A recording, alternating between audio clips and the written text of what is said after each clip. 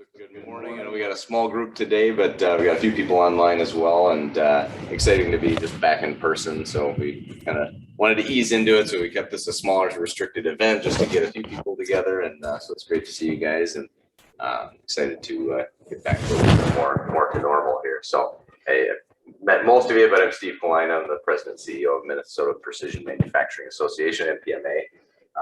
And I come from industry for 20 years prior to this, and then I've been a part of MPMA all those years, and been working with LB Carlson for pretty much my whole life, I guess. Yeah. So I don't know, most of those, for the better part of 30 years. So, but excited to have you here today. Just some well, I guess a couple things I want to mention. So, going forward, basically, we intend that all MPMA events are going to be hybrid, I guess, to some extent going forward. We're a statewide association, but usually most of our programs are just most in the Twin Cities. We'll do a couple out of state, but we have enough members that are out of state. We want to try and accommodate. So even like the technology mills, got a little microphone on today, not for audio here, but just so that people can chime in from anywhere and listen in and learn. So we'll try that out, and you'll start seeing more events too. That might be, I think we'll do a tour in Mankato, and maybe we'll start spreading out a little bit. That way, the people in the Twin Cities could still chime in, even if they can't drive to the location. So, but some upcoming things too. Next week, Thursday, right, the 7th. Yeah, a week from today, we've got our first kind of social event at the Lookout Bar and Grill, right, in Maple Grove. So, got a decent group signed up for that already. There's still a couple days to sign up, and so again, we're keeping that restricted to like 30 people. But live music, food, and so it should be a good time. And then otherwise, you guys can just check our website too for a lot of other upcoming events. We basically have a couple every month, and then at least a couple every month. And then our golf outing is filling up fast, so it's July 27th. I think we sold all the sponsorships right away, and then the golfers, and we're about 65% full. Almost over a month and a half to go. So people are really excited to get out and see people. So. But today's program, I actually sat in on this program. I don't know how many years ago it was, but 3-4 years ago, maybe. Oh, more than that. Maybe more than that. Yeah. I've been with the MPMA officially for 3 years, and I bet it was a couple years before that. So it's probably 5 years of that. But it's a great presentation. Like I said, I've known Mel for better part of 30 years, and I'll just say that Mel's been with LB Carlson for longer than that. And yes, I have. And I have a lot of respect for Mel. He's very knowledgeable on not only accounting practices, but how it applies to the industry and operationally. So this is a great presentation on kind of applying, accounting principles, but more in an operational standpoint, how to manage business. So I think it's a great presentation. Looking forward to it. So I guess I'll just hand it over to Mel. Okay. Thanks, Steve. Appreciate that. I think I'm supposed to stand right here. What can I move around? Yeah, I like to move around, but I'll try to stay put as the best I can. Yeah, thanks everybody for being here. Appreciate that. It's kind of fun to actually do one of these again live. We've done a lot of Zoom meetings and webinars, so good to be back in front of people. Little background on this topic, planning for profits on what you have. I first did this back in 2014. It was somebody asked me to do a webinar, and I said, on what? And they said, anything you want. So I thought about it a while, and this was something that is kind of a pet peeve of mine. Not pet peeve, but I hear it a lot with companies as we're working with them about if they're not making adequate profitability. It always came back to we don't have enough sales. And I've always had the mindset that you probably do have enough sales to make a profit. We still want you to try to grow. But so that's what this seminar is about, the background on it. And I've given it several times in the past 6-7 years to groups like this, associations, but also individual companies. And it's fun to do. Of all the topics I've done over the years, this one I enjoy the most. So I hope you do as well. Yeah, I'm going to probably click ahead, Lacey, if you could.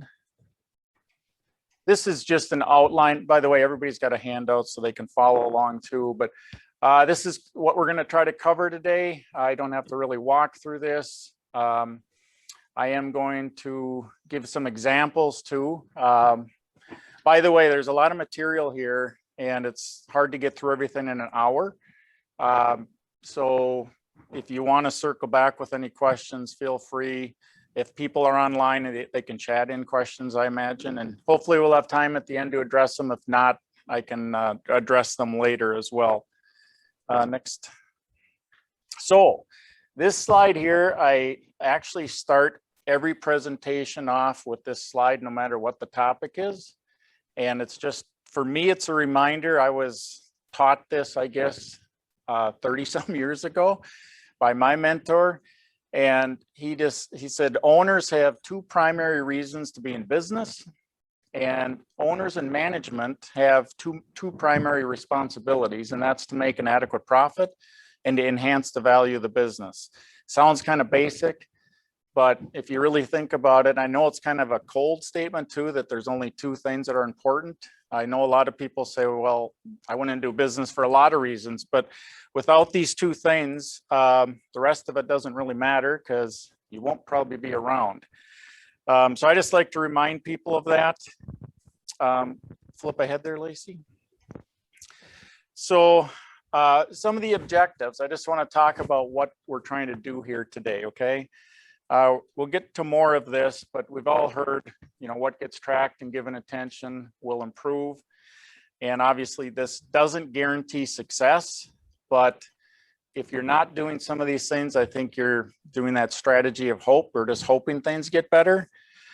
And I'll just say from my perspective, you're not going to hear a magic answer here that's a magic formula, but the luxury I have that maybe that the rest of you don't is, and I'll never know your business as well as you do, so I don't pretend to either, or this industry. But I think what I maybe have that maybe you don't is I've been around this a long time, and I've seen inside hundreds of companies. And I've seen a lot of different things that you probably don't have the luxury of. I see that people feel like they're doing things well, and they are for the most part. They're good employees, but people get into routines and they don't like to change. And so I see a lot of things that work, and I see things that don't work. And that's kind of what I'm trying to convey here today. So I want you to keep an open mind as we're going through this, that consider that maybe you can do things differently or better. And maybe you can walk away with just a few things that you can bring back to your company and implement. At least think about going back and doing an assessment internally in your company of some of these things I've listed here.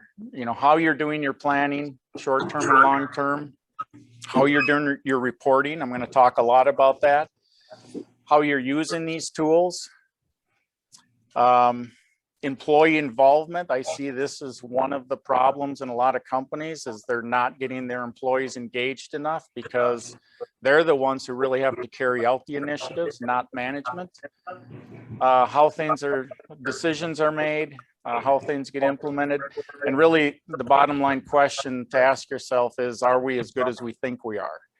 And I'll be the first to raise my hand on this. I mean, we experience some of this in our own company that we get so busy, just like you do with your customers and getting jobs out the door, that sometimes you forget about what's going on inside your own company. And I'm just saying, step back from that a little bit. And we always say, the number one customer or client in your company should be yourself. And you should spend as much time on yourself and your business as you are thinking about satisfying your customers. So common theme, common mindset, common problem. So what am I talking about here? The common theme is inadequate profitability, okay? The common mindset is, and the common problem is, and I hear this over and over, is we need more sales. That's the problem. I hear it over and over again. So I just want you to, I'm going to walk through this, and I want to just ask you, does this sound familiar? Have you ever experienced this before? But because I can tell you we have. I mean, business is hard, right? You're battling throughout the year. You have some good months, some bad months. It's up and down. It always is. But somewhere along the year, you might experience a level of disappointment in profits. It happens all the time. And maybe not every year, but you've probably all experienced it. Then what happens during this period of disappointment, you know, you're halfway through the year, you get toward the end of the year, and what do most companies do? They start working on next year's plan and next year's projection. And I see this a lot. You start to build in some growth and you say, oh, we're going to grow 4%, 8%, whatever the number is. And you always feel like it's conservative. It's going to be easy to obtain. You tell your banker, you know, I think we're going to really hit 10 or 12%, but we're being conservative at 6. And what's happening is you start to feel better about yourself. You're not disappointed anymore because now profits are just around the corner. I mean, you kind of forget about the current year and you think, well, next year we're going to be profitable. What's happening though is it's hiding some of the problems. You're doing your projections and you've built in growth. Now you're making money because it says you are, and you kind of forget about the problems and you're really not addressing the initiatives you should. And I don't know if this is, and then you get into next year, of course, and you start to repeat that performance and you're disappointed again because you haven't fixed what needs to be fixed. I want to add something to this slide.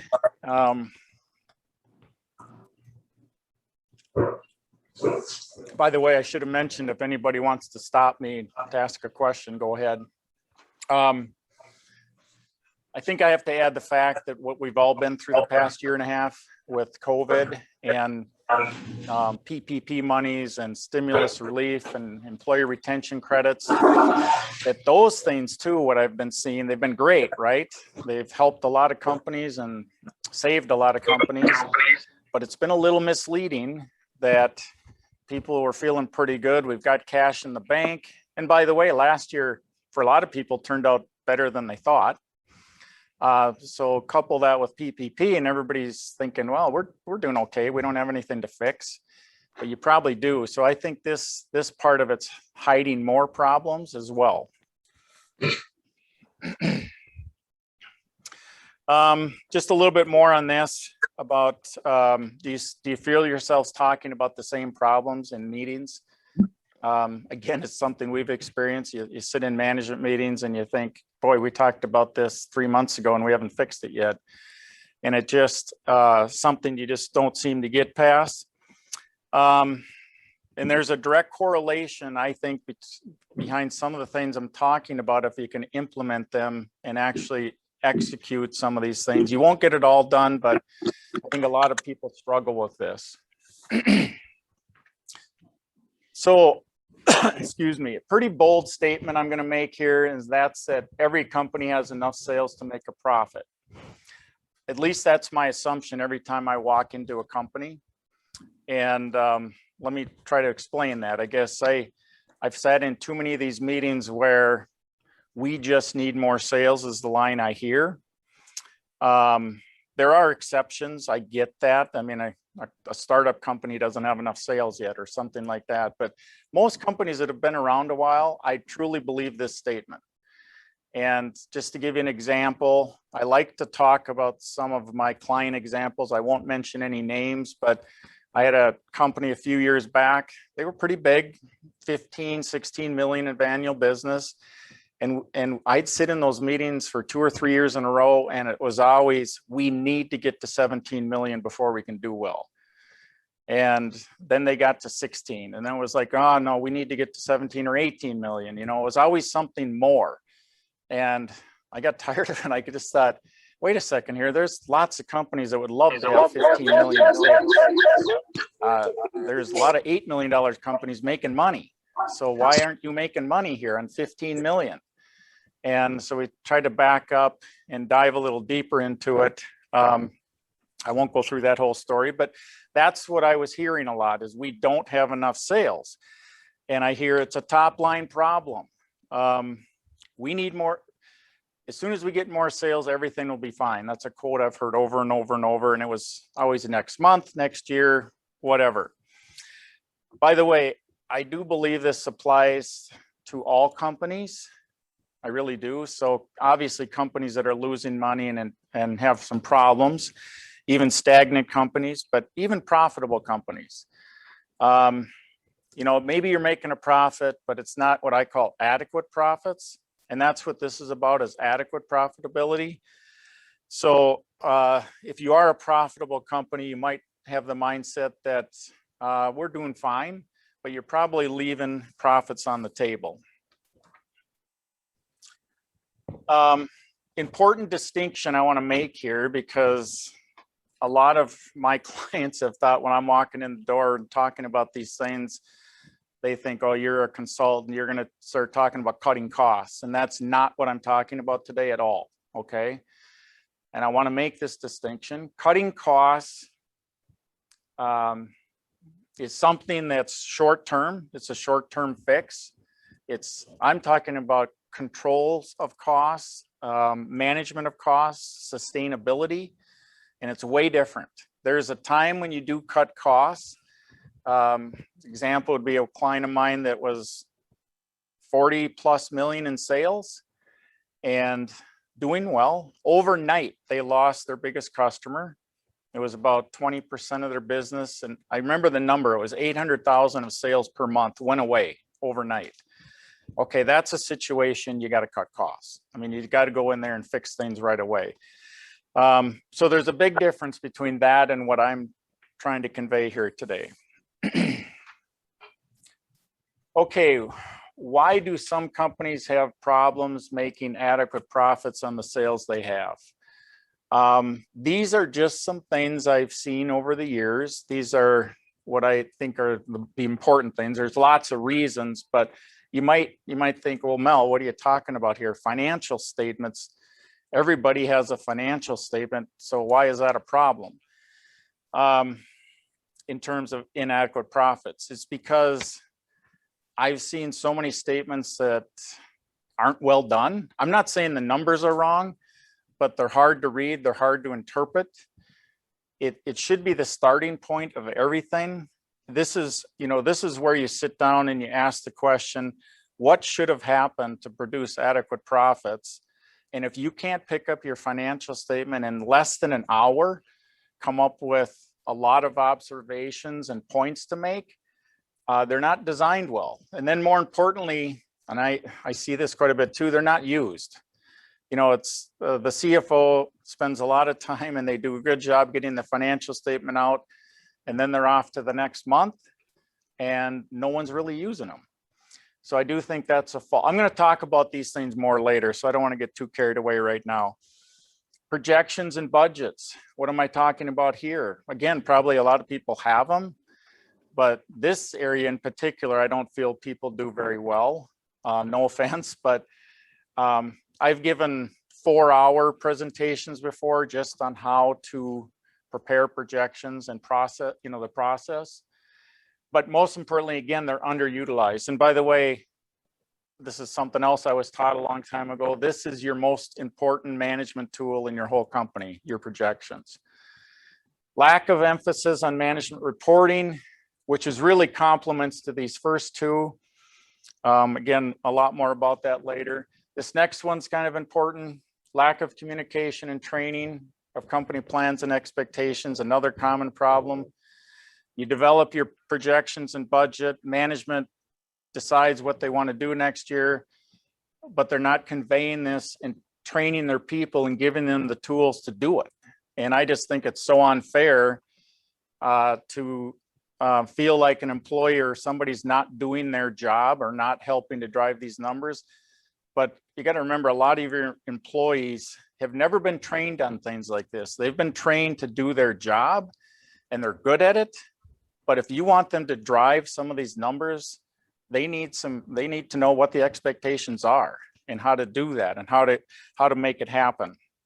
And obviously lack of accountability and execution, and of course profits are left on the table. So these are just some of the common problems, and maybe you'll see a little more clearly as I'm going through this. I want, I've been talking a lot about things and theories and all that, and objectives. I want to get into an example so maybe you can see what I'm talking about.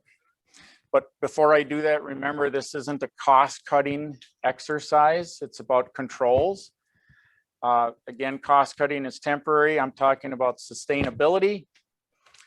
And when you do this, just a word of caution, you start going into this,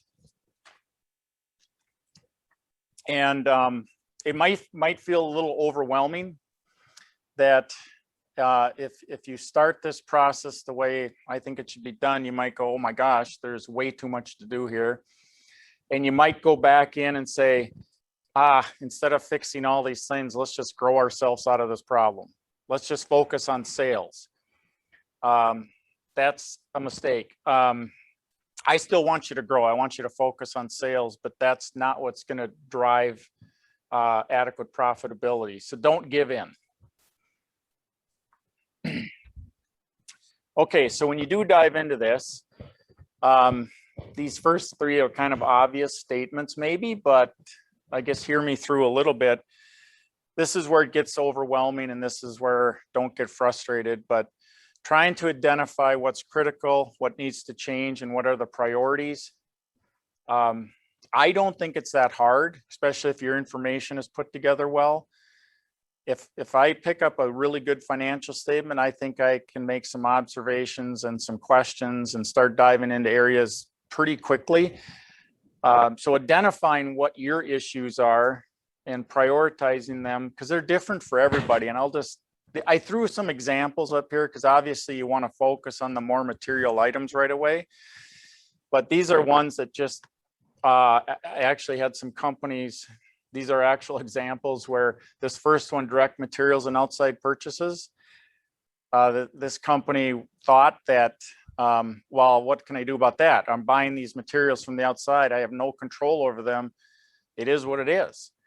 But we started looking at this company and I saw what was going on there, and they were off by 6 or 7%, and which is a huge number. And I said, we can't go any further because everything else that I want to measure below this area is going to be misleading because your value-added sales are off by a lot.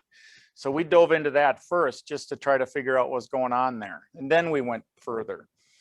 Another company thought gross profit by customer, product type, and sale. A lot of you probably have reports like this, but for that company, they found some pretty eye-opening items.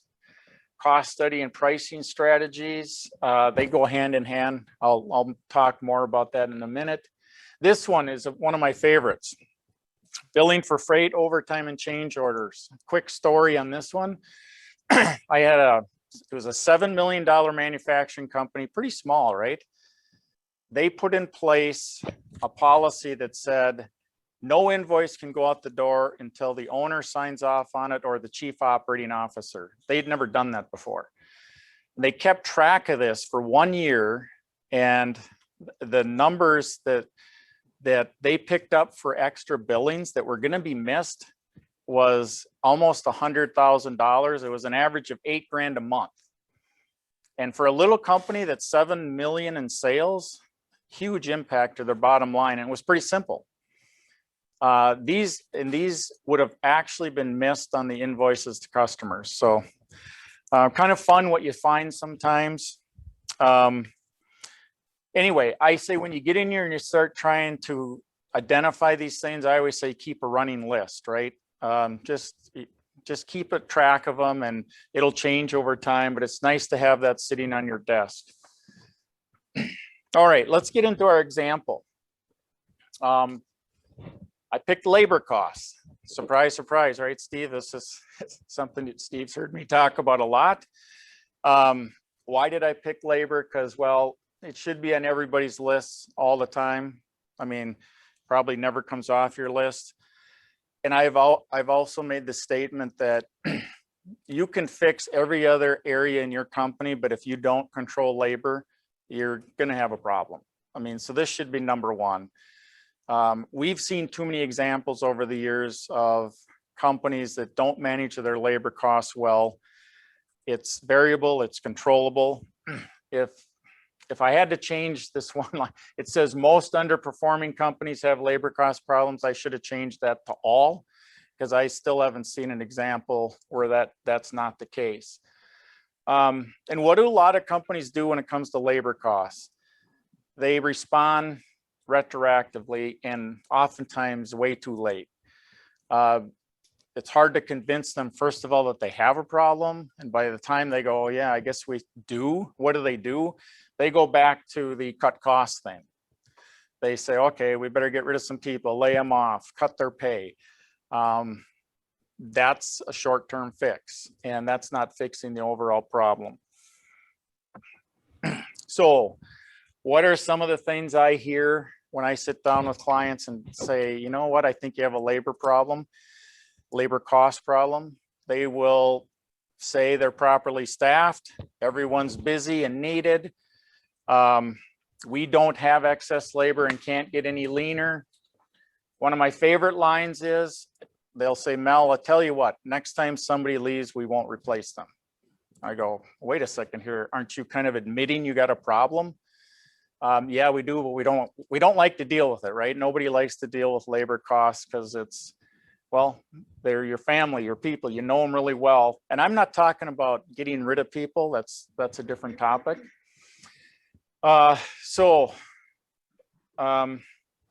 The numbers don't lie is kind of my thing, that if I see that on your financial statements you have a problem and you're exceeding your targets, you can't argue that. You can argue where the problem exists, but first of all, that's where I go to first. And I say, well, look at the number. I'll show you in a minute here. So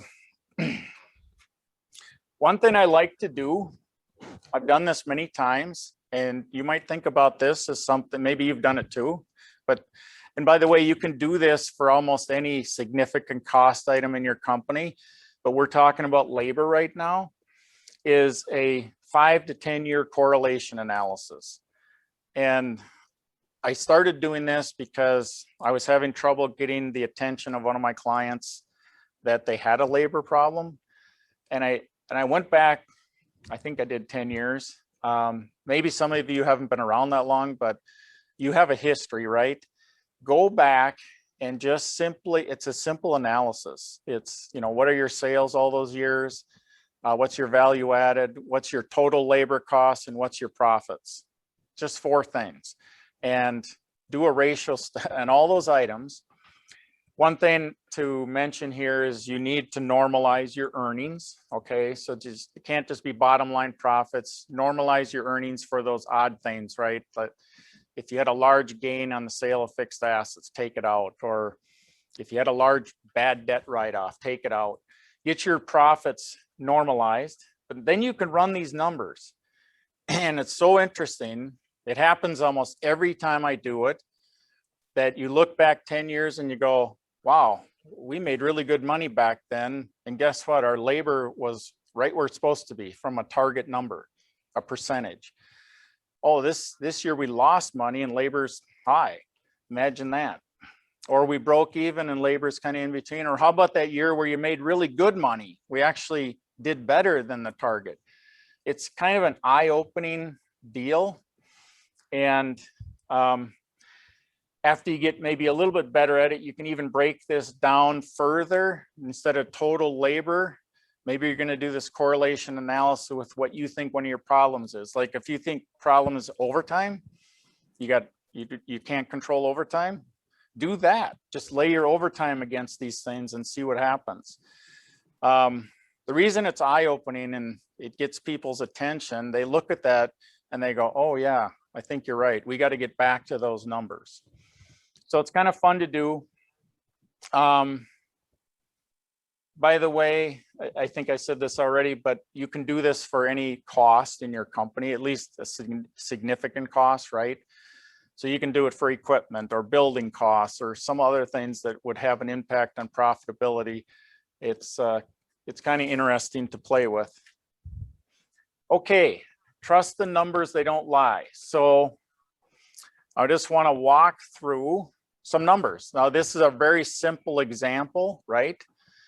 I'm going to pretend we have a company with 7 million in value added sales. Say they're $11 million of gross sales. You hear me talk a lot about value added sales.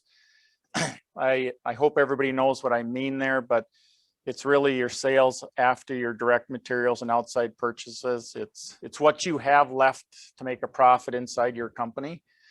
I usually run both numbers just to see what it looks like off gross and value added. But anyway, for this particular company, let's say that historically they've been very consistent. They've been at 55% of value added sales. Okay, so what happens?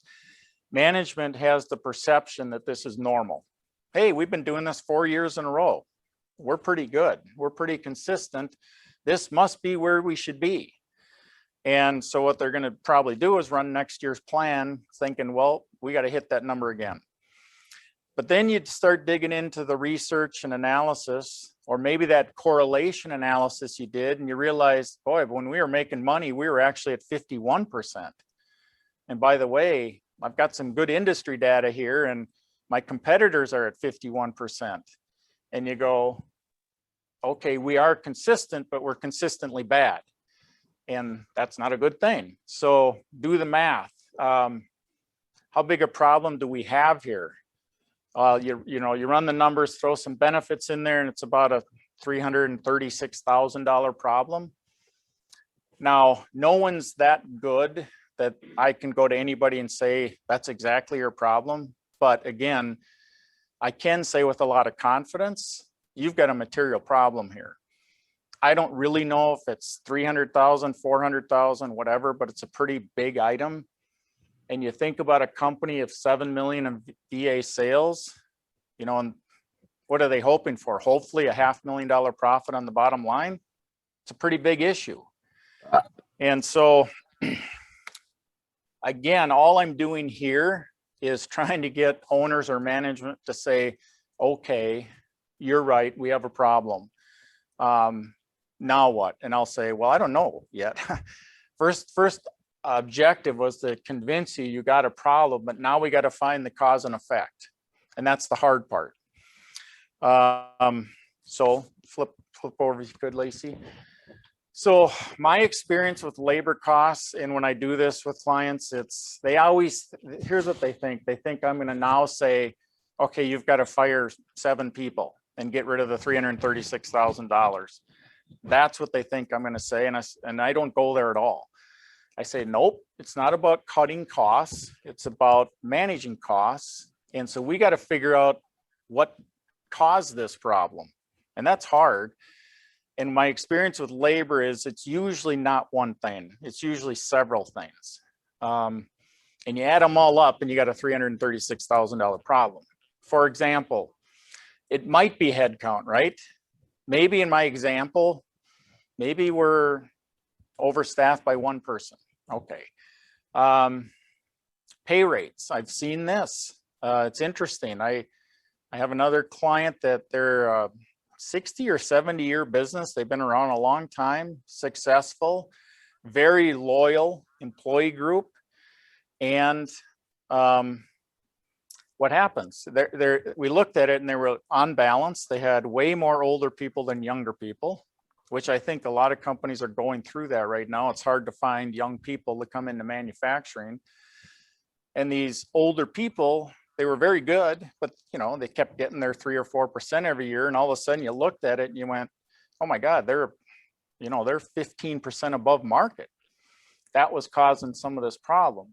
Now you can't go back and say, hey, by the way, we're going to reduce your pay. I mean, you could, but what you can do going forward maybe is say, okay, we really got to work on getting some younger people in here because they're going to retire anyway. Or you know what? We can't give these people raises anymore. They're at the max now. Overtime controls. Again, one of my favorite areas. We had a company, a small machine shop not too long ago that we looked at this and we found this to be an area, just a short story here. We looked historically, their overtime hours in the course of like 3 years doubled per month. They went from like 450 to 900, but they were stagnant in sales. So anyway, that was getting away from them. And what I find a lot of times in companies on overtime is, even though you might think it looks okay overall. You probably do have some individual, what I call individual abusers in your company. They're good employees, but they get really, really good at turning 40 hours of work into 50. And you don't even notice it. You don't even see it. So overtime is an area you might find some things. How about pricing? Okay. How about my company that was 55% and of value added, right? And I go, okay, what about pricing?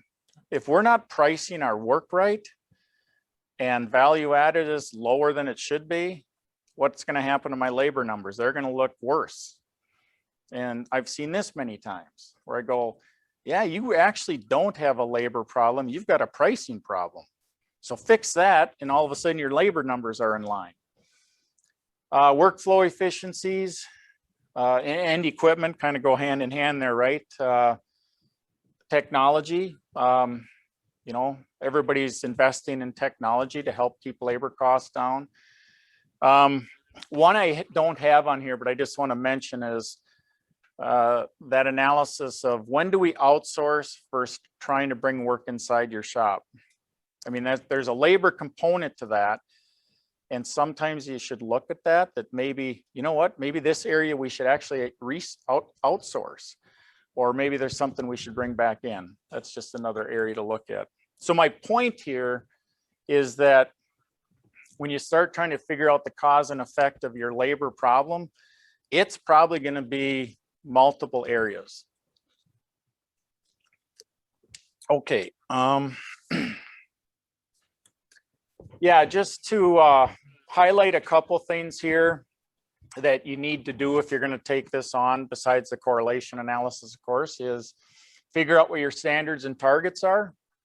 Now, don't think this fits your company. I just kind of made these numbers up. You're going to have to figure this out for yourselves. And there's a couple ways to do it.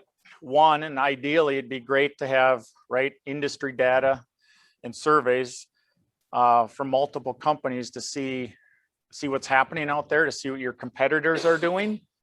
There are a lot of good resources for that. But if you can't get your hands on that, do the correlation analysis, and you might identify your own target by just looking back at when we were really making money.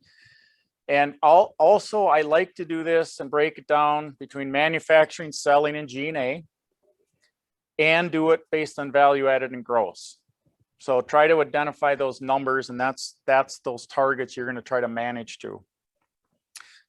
Identifying what group of people are responsible. And this is the part where I talked about earlier. Don't forget about this. Okay, we established our targets, but now who's supposed to be responsible for this? Somebody in the plant's helping to drive manufacturing labor, right? And they're out there just trying to get their jobs out the door. And sometimes they have the mentality is, hey, I'm going to throw people at this because I got to meet this deadline. They don't think about costs and labor costs. But if you bring them back in and say, you know, this is part of your job, and here's the numbers we got to hit, and they'll say, well, how do I do that? You got to provide them reports and so forth. Determine and establish the management controls. That's pretty hard because, okay, we've identified the problem. We've identified the areas, the cause and effect. Now what do we do? Like the overtime example I gave you. Okay, simple things like who approves overtime? You know, are we passing it on to the customer when we should? You know, customer calls on Friday and says, I need this by Monday. You throw a bunch of people on it over the weekend, you pay them overtime. Hey, the customer made me do that. Why aren't I billing them for that? I mean, things like that. Just policies to put in place to help you control these things. How are we doing on time? Okay. I'll keep that in mind and maybe try to fly through some of these slides. I just wanted to go back, and that example we just talked about. Now let's go back to what I, listed as those problem areas within companies of why they can't get their arms around costs. Financial statements. Okay. If this is the ultimate, I call it the ultimate report card, right? You pick it up, It tells you how you did. And again, with respect to labor, do the financial statements actually quickly show this? It should. And this is where I said I've seen too many examples where people say, can you analyze our financials or our labor costs? And I look at them and I go, oh my God, I got to start pulling things from different areas and put them in the right buckets. And sometimes things are grouped together. Sometimes you don't have people on the right lines. So you got to make sure that they're easy to read, easy to use. And if they're not, you'll probably never really identify that, oh yeah, we do have a labor problem, because it just gets buried in all the minutia. Projections. This is your plan. So if it's your plan, as good as financial statements are, and they're informational, but they're history, right? It's a little bit like who cares, but it does help us show us where our problems are. But the projections are our future. So that's why I call it the most important tool. This is what we want to happen. So think about my example. If they were at 55% for 4 straight years, what happens often is you put together your budget and you go 55%. That's what we're going to do next year. But we just proved that it was wrong. We need to be at 51. That doesn't mean that, okay, we're going to start out January at 51%. It doesn't automatically happen, but your projections are your time where you build a plan and you say, how are we going to get from 55% to 51? And maybe whatever you decide is your plan, maybe in your projections, you say, you know what, by mid-year, by July, we need to be at 51%. And here's how we're going to get there. Management reporting. Do the people responsible have the tools which allow them to be proactive? And of course, communication expectations. I want to jump in. I think you get the feel that I'm focused on these things, and I've got more to talk about on these. So I'm trying to be cognizant of the time here too. All right. A little bit more about these 3 big areas. I call financial statements the most underutilized tool in most companies. I call projections the most important tool. I've already said that. And management reporting the most overlooked tool. And this is just from my experience dealing with hundreds of companies over the years. So think about this inside your company. This is the part where I think people don't like change. They think they're doing everything really well. I mean, I've suggested many times to change format of people's financial statements, and they really don't want to do it because it's a lot of work and they're used to looking at what they're looking at. But format is a big deal. It has to be laid out right. Anybody should be able to pick up your financial statement and, what I say, read it in less than an hour and interpret what it means. Who gets them? Who gets your financial statements in your company? Now, I know this is a little bit sensitive. I'm more of an advocate of sharing information, but you don't have to give the plant foreman the whole financial statement where he can see everything, but maybe you need to give him pieces of it, at least the pieces that you're asking him to control, or some reports off that. And how are they used? Going back to, okay, we got our financial statements, we sit in our management meeting. You know what happens most of the time? People look, first of all, your eyes go right to sales. Hey, what were our sales last month? Oh, good. And then they go to the bottom line. Hey, did we make money or not? Oh, shoot, we were a little off there. They don't really talk about much in between. And I'm not saying this applies to all you, but I see this a lot. And then they totally ignore the balance sheet. They don't even talk about it. And the balance sheet is equally as important as the income statement. You can argue with me about that, but I really believe that. It's the health of your company. And there's just not enough use of the financial statements. You're kind of almost moving on to getting next month's closed out, and you're not even working with what you just did. So how and who interprets them? Just the point here I want to make. The CFO, controller, who's ever putting it together, to me, they should also be preparing a short report. And when I say short, I'm going to say a page to 2 pages tops of just a write-up of what they say. Because it's, to me, it's their job not to just prepare them, but it's their job to interpret them and then convey what they think to the management. And you're really trying to answer their questions before they ask them.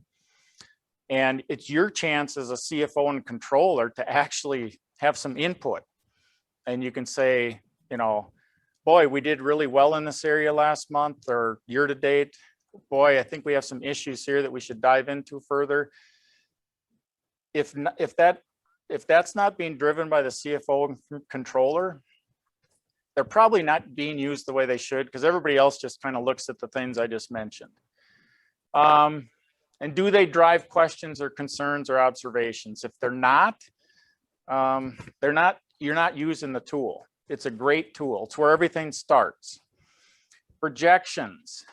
If this is the most important tool and you agree with me on that, shouldn't it get the most attention? Makes sense, right? But what do I see? I see people that hurry up to get their projection done because the bank asked for them or whatever, and you throw it together quick. You look at last year's numbers, you add 4% for inflation and whatever, and you say, here's my numbers. And then they go in a drawer, and then they're never talked about again.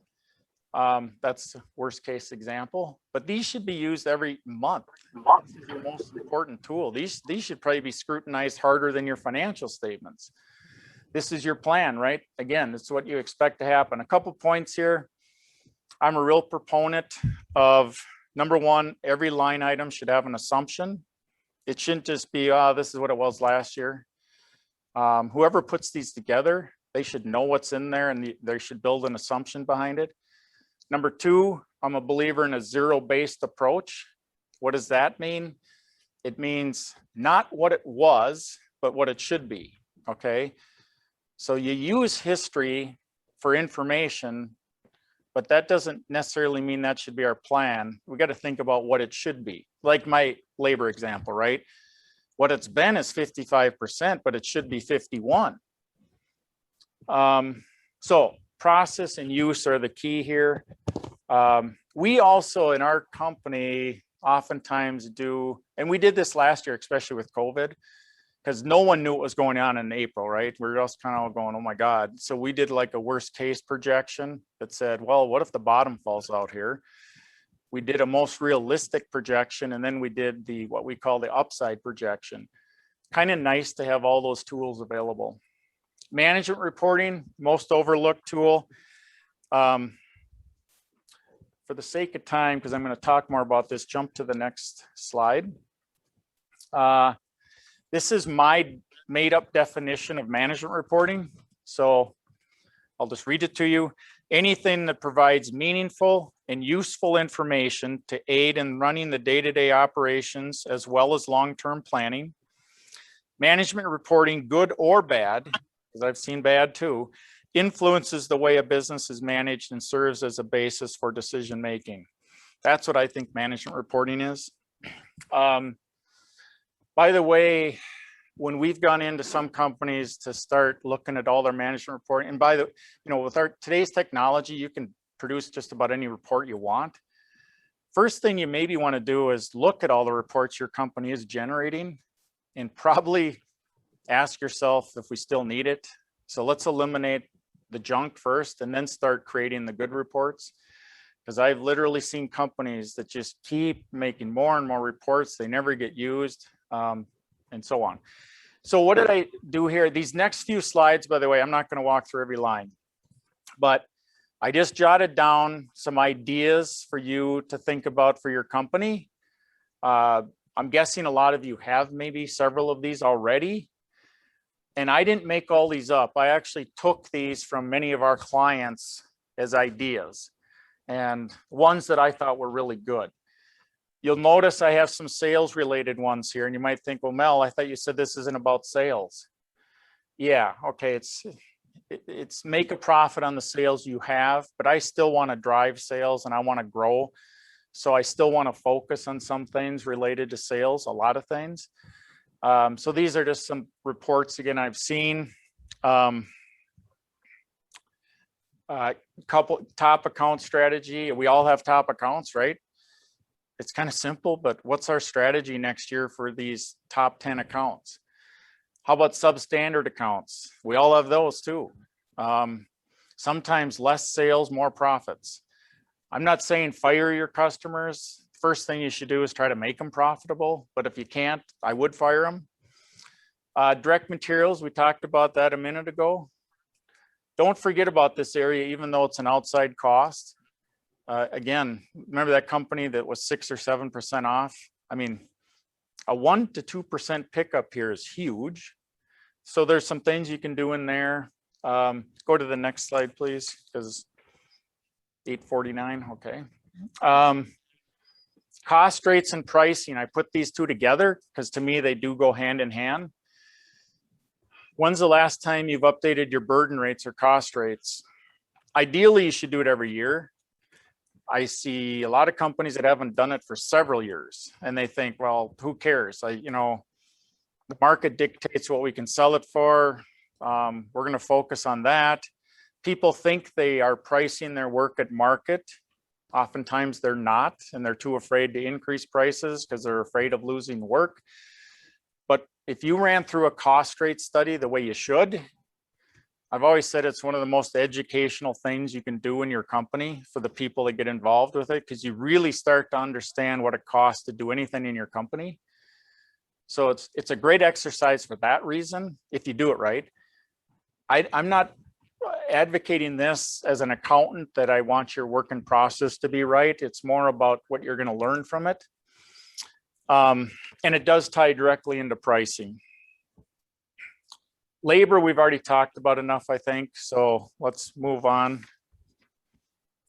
Oh, one of my favorite areas again, manufacturing supplies. What are you talking about there, Mel? What kind of reports? I just say every once in a while, take a look at what's in this account. I call it the dumping ground. Why is it the dumping ground? Because when your accounting people don't know where to record something, they dump it in here. And all of a sudden you go in there and there's all kinds of things in there and you're going to be surprised. Repairs and maintenance, freight. Okay, we talked about that a little bit. Just making sure freight for many people should be a profit center. It's one of the first things I look at when I analyze the financials, like where's your freight cost? Where's your freight billing? Is it a profit center? Are you actually making money on freight? It shouldn't be a lot, but it shouldn't be a loss either. And too many people think they have good policies in place, but then you think about it, well, you get that job done, you get it out the door, you ship it to the customer, you send an invoice. 3 weeks later, the freight bill comes in and you go, oh, forgot about that. So be careful with that area. Alterations and change orders. Remember that little $7 million company that I told you picked up $8,000 a month in income just by doing this? Another good report to think about is utilization. Now, I think you probably have this in your company. If not, you should, but are you using it? I don't know. These are the 3 biggest cost areas of probably any manufacturing plant. It's the building, your facility, the equipment, and labor, right? And you know what your utilization target should be. Probably the biggest thing keeping people from profitability is, right, excess capacity. You just don't have enough to fill all this cost. So labor, what should your people be utilized at? The charge rate, right? I think for most manufacturing direct labor people, it's somewhere in the 75 to 85% area of a charge rate. Equipment utilization. Okay, we've got this expensive equipment out in the plant. How are we running it enough? I mean, that goes back to sales, right? My point here is that a lot of people look at facility and equipment and tell me, well, Mel, that's a fixed cost. I can't do anything about that. And my response, a little bit sarcastically as well, it's fixed until you unfix it. So I don't really believe in fixed costs. I mean, it's hard. Those are hard areas to deal with, but you still got to look at it. Spoilage, great one. Always hard to decide, is it spoilage or normal waste, right? So if you can identify what true spoilage is and you can improve that, that part, boom, drops to the bottom line. Then I start getting into some balance sheet items here because I don't want you to forget about the balance sheet. Remember, I said it's just as important. You can go forward. Okay, this one, cash flow. I have talked about this in previous presentations about a 13 rolling week cash flow schedule. We have a good template if anybody wants to see it, but it's a great tool. It's, you know, every week you got to update it, but once you get good at it, it's really not that hard. I mean, you'll get so used to it, it'll take you probably 15 minutes. It's just an awesome tool to be able to look at any one point in time what your cash looks like for the next 13 weeks. It's not going to be exact, but it'll show you if you're going to have a problem or not. A lot of people use I've had a lot of clients say, boy, that I used that a lot when I was having cash flow problems. Now I don't, but I still use it. What are some other good ones here? Oh, this one, kind of interesting, job assessment committee. I picked that up from one of our clients and I said, what is that? What are you doing? And they said, well, we've got 3 or 4 people that once a month they sit down, they pick a half dozen jobs to just sit down and talk about. And, you know, they talk about them for an hour, hour and a half. And they said they've picked up so many interesting things by looking at different jobs. Kind of an interesting one. I guess one of the points here is just, again, to keep a running list, right? Whatever it is the overwhelming part, keep a running list of these things you want to try to improve. And all these ideas here, again, are just ideas for different management reports. Go forward one more. A few more. One I want to mention here is company valuation. Again, remember when I said the 2 most important things are adequate profits and enhancing the value of the business? So do you have a report that's telling you if you're driving value?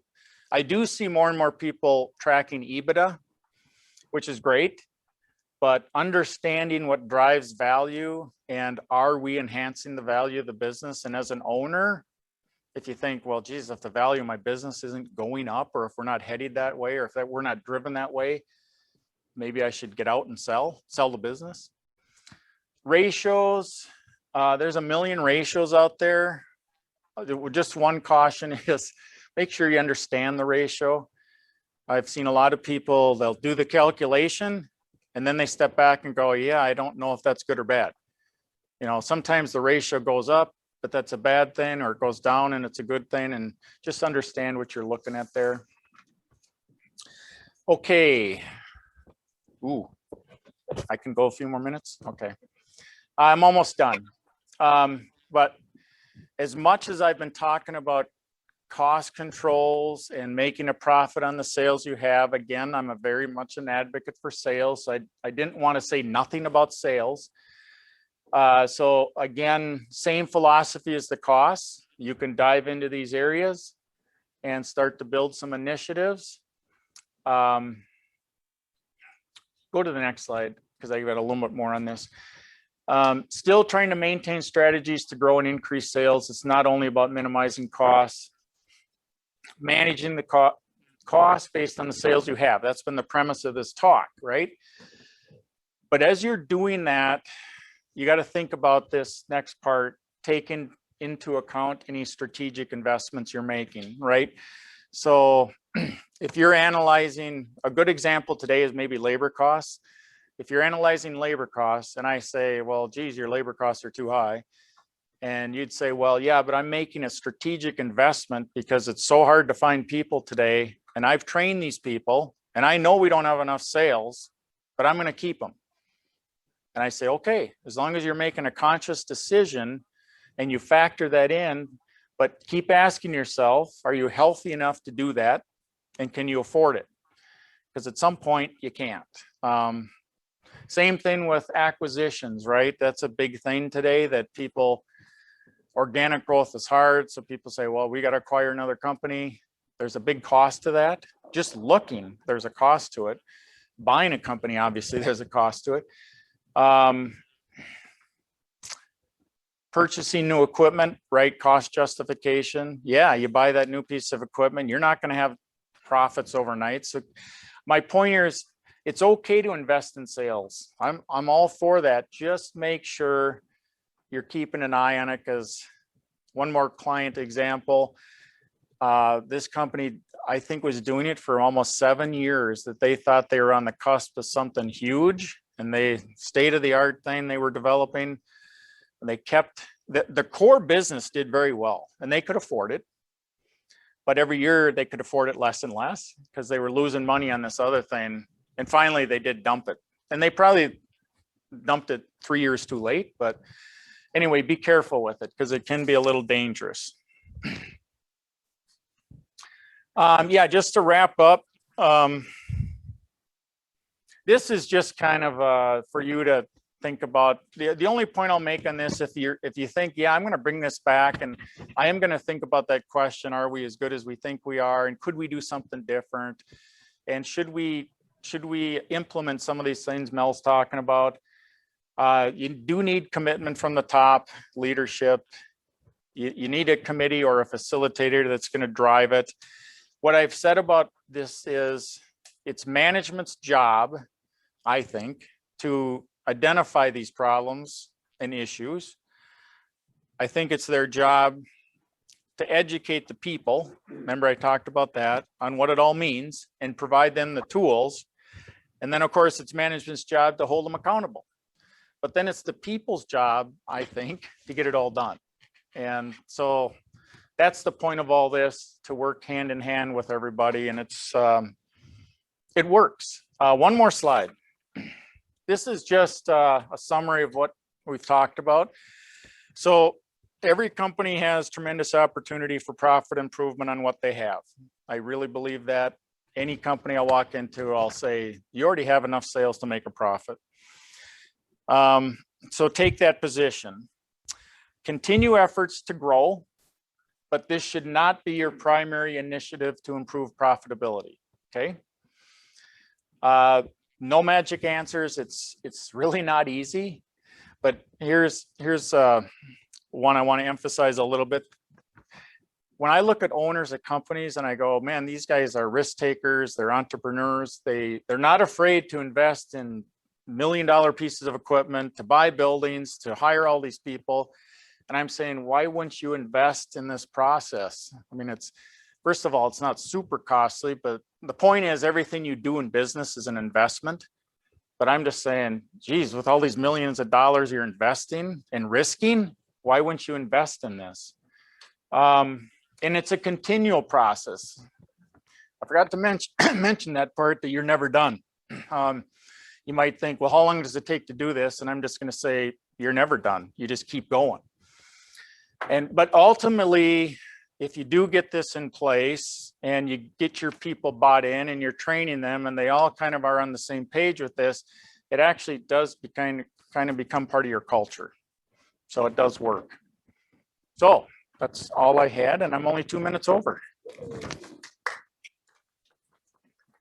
Thank you. I don't know if there was any questions, or Steve, what? Let the age-old question I probably asked. Just this is a loaded question. We've